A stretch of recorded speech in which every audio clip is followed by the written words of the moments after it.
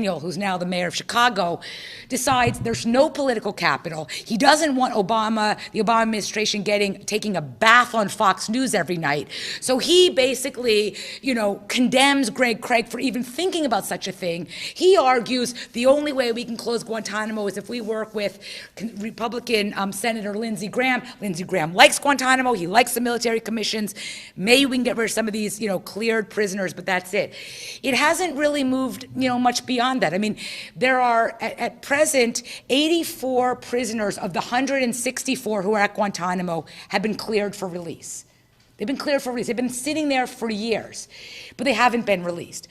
Partially because Congress, in a bipartisan way, has set up so many obstacles that the Secretary of Defense has to cut his wrist and write in blood, this person will never, ever, ever pose a threat to the United States again, which of course no one can do. Some of them, really could be sent back to their home countries or sent into custody in their home countries, whatever.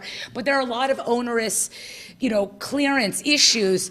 And Obama himself, tied his own hands when, right in the end, I believe it was the very, very last days of 2009 or the very beginning of 2010, following the so-called underpants bombing attempt, where some Nigerian guy attempted to light his underpants on fire or blow up himself on a plane, and it was understood that he was motivated by the now executed Anwar al-Awlaki in Yemen, that Obama said that of the majority of detainees at Guantanamo are from Yemen, 53 of them who've been cleared for release, but Obama said nobody's going back to Yemen while the situation in Yemen is so unstable.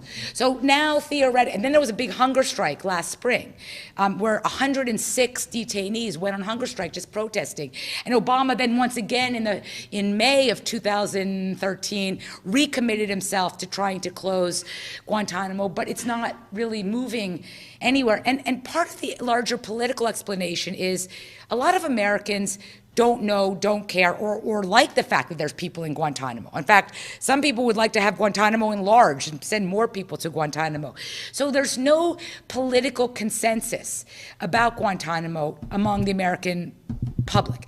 Moreover, there's no constituency except lawyers and human rights activists and some intellectuals who really are paying attention to what's going on in Guantanamo. So there's no domestic constituency that is putting pressure on the government, and the Obama administration has enough pressure with, the Affordable Care Act and, his promise of immigration reform. They don't want to expend political capital doing things that will make them take a bath on Fox News every night. And so Guantanamo is just, sort of an ongoing dilemma and problem, and I don't see any real action happening to close it anytime soon. Yeah.